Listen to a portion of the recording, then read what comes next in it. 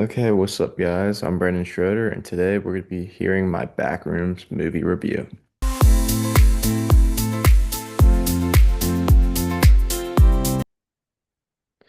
All right, so this is a spoiler-free review. That way, in case any of you do want to see the movie, I don't want to spoil it. That way, y'all can enjoy the movie without knowing what happens. Because at the end of the day, it's really fantastic film that I think that if you're really into the horror genre and the kind of mind-bending movies, that it's definitely a movie for you. But this is my spoiler-free review. Okay, so first off, I just want to say A24 is a freaking amazing production company.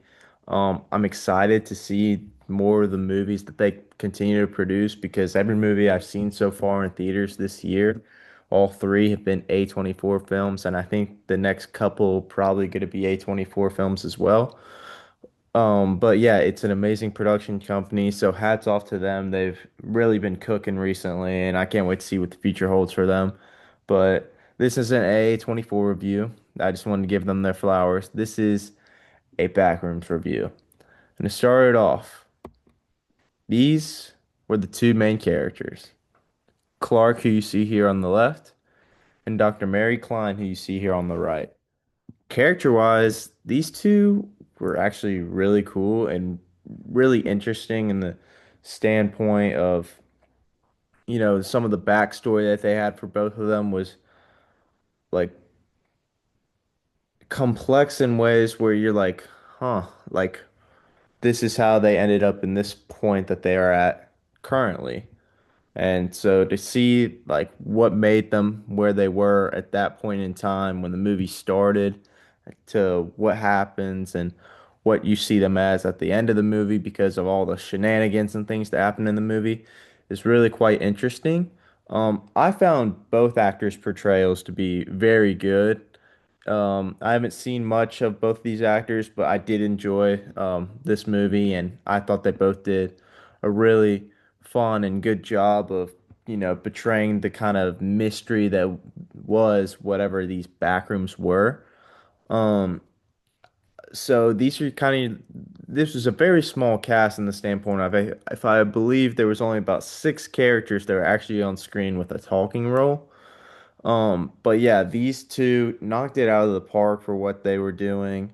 And I am very interested in still both of their characters on the off chance that there is a potential sequel, which I'll get into later. But yes, both these characters were very interesting characters as kind of our protagonist and, kind of our people finding out about this place and just all in all, just very, very interesting, very cool, and I think the characters are really, really interesting and definitely alone just deserve, kind of be looked into by themselves.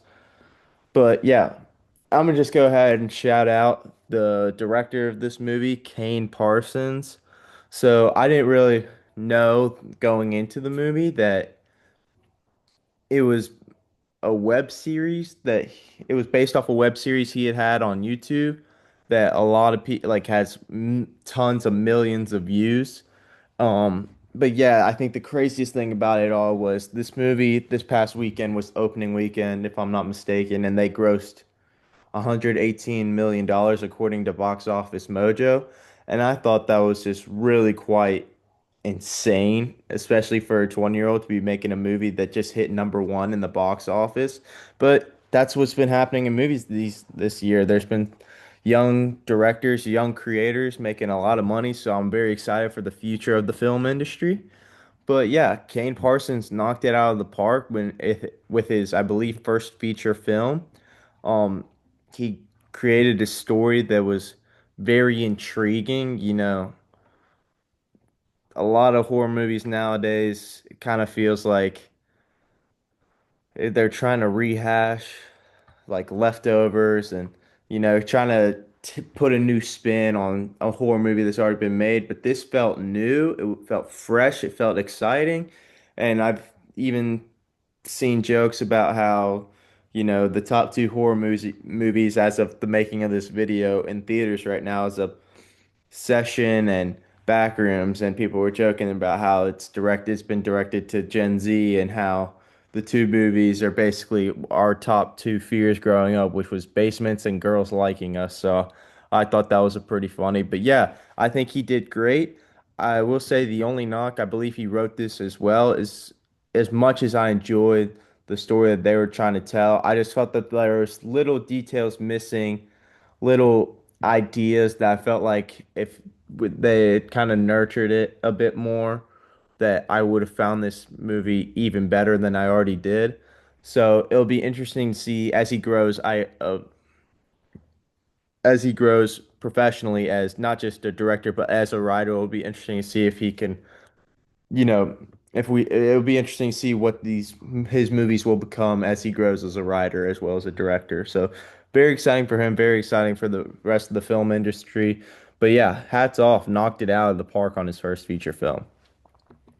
Yeah, and this was one of the main reasons and concepts why. So the web series, I believe, that he made on YouTube was through this was I don't remember, but there was found footage, I believe, was how he shot all of them. Like it was recorded off a camera, and they found the footage and uploaded it, which has very been more and more stylized ever since it first started happening with movies like the Blair Witch Project, Paranormal Activity, those types of movies that really made it such a bigger thing than I ever thought it could be.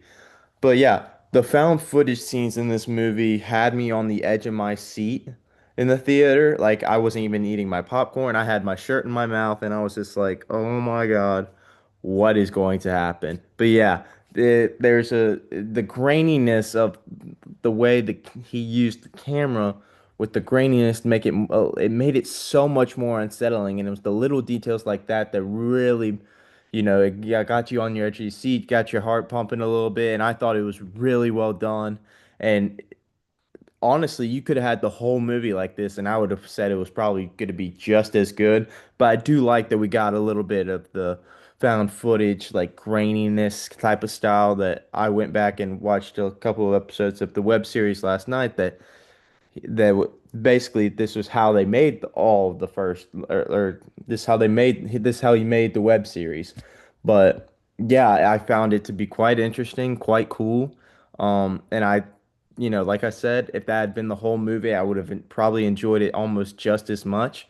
But I did also like seeing like the regular like movie type filming, and then you get into the back rooms and you got this grainy kind of more creepy vibe. Because at the end of the day, that's what this is. Like, he stumbles across back rooms in the basement of a furniture shop, and yeah, but it was phenomenal, and um, it would be really interesting to see what happens with um him.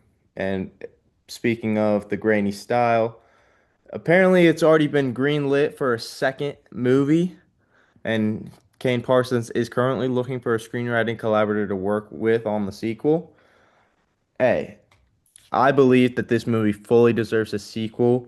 Um, because I felt like the whole movie and especially the ending left you wanting a bit more to chew on.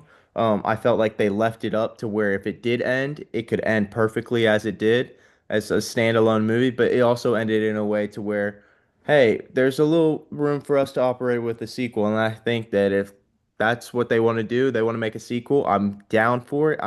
I would be very excited um, for a sequel. But yeah, the the sequel, I would be really interesting to see if they kind of use some more of that grainy found footage type of recording, filming.